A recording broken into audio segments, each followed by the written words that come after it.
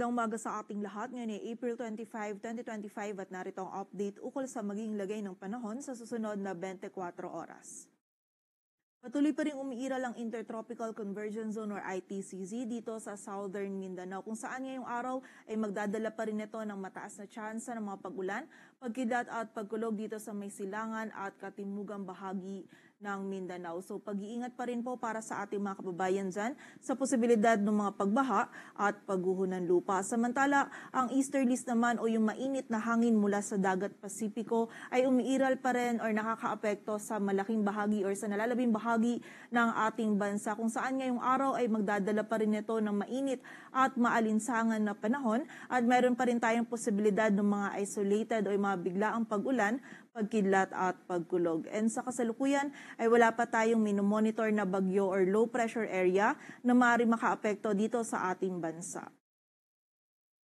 At para nga sa maging lagay ng panahon ngayong araw ng Biyernes, dito sa buong bahagi ng Luzon kasama na dyan ng Metro Manila ay patuloy tayong makakaranas ng bahagyang maulap hanggang sa maulap na kalangitan. Mainit at maalinsangan pa rin yung panahon natin na mararanasan at bagamat mababa pa rin yung tsansa ay may posibilidad pa rin po tayo ng mga isolated o yung mga biglaan at mga panandali ang pag-ulan, pagkidlat at pagkulog na dulot ng easterlies. Agwat ng temperatura dito sa Metro Manila ay mula 25 to 35 degrees Celsius. Sa Baguio ay 18 to 28 degrees Celsius. Samantala, yung maximum temperature naman sa Lawag ay maaaring umabot hanggang 34 degrees Celsius. Sa Tagaytay at Legazpi ay 33 at sa area naman ng Tuguegarao ay hanggang 37 degrees Celsius. Samantala sa bahagi naman ng Visayas at Mindanao, ngayong araw ay magiging maulap pa rin yung kalangitan na may mga pag-ulan, pagkidlat at pagkulog. Dito po yan sa bahagi ng Davao del Sur, ng Davao Oriental, Surigao del Sur, Davao Occidental, maging sa bahagi din ng Sultan Kudarat, Sarangani at sa area din ng Basilan, Sulu at Tawi-Tawi. Ito po mga pag-ulan nito ay posible maging katamtaman hanggang sa mga kung minsan ay mga malalakas na pag-ulan na maaari po magdulot ng mga pagbaha at pagguho ng lupa. So pag-iingat pa rin po para sa ating mga kababayan. Samantala, dito naman sa buong bahagi ng Visayas, maging sa area ng Palawan at nalalabing bahagi pa ng Mindanao ay patuloy pong magiging bahagyang maulap hanggang sa maulap yung ating kalangitan. Mainit at maalinsangan pa rin po yung panahon natin lalong-lalo na sa tanghali at may posibilidad pa rin ng mga isolated o mga biglaang pag-ulan, pagkidlat at pagkulog sa hapon at gabi dulot ng easterlies at ng ITCZ.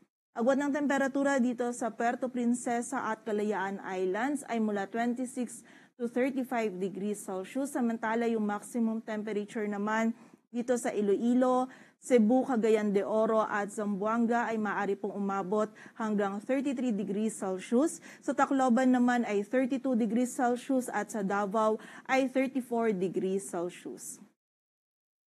At para naman po sa heat index or yung damang init, ngayong araw dito po sa Metro Manila, yung heat index forecast natin ay maaaring umabot hanggang 40 degrees Celsius, samantala 45 degrees Celsius naman dito sa Dagupan City, Pangasinan. At may kita nga po natin dito sa ating heat index forecast map na maraming areas pa rin yung makakaranas or posibleng makaranas ng heat index na maaari pong umabot sa danger level, partikular na yan dito sa mga bahagi ng Cagayan, Isabela, sa ilang bahagi pa ng Ilocos Region, Central Luzon, Calabarzon, Bicol Region, Mimaropa, malaking bahagi ng Western Visayas at ilang bahagi pa ng Negros Island Region at Central Visayas. So generally po ay mainit at maalinsangan pa rin yung panahon na ating mararanasan sa malaking bahagi ng ating bansa, kaya doble ingat po para sa ating mga kababayan upang maiwasan natin yung heat stress o yung iba pang panganib na maaari pong idulot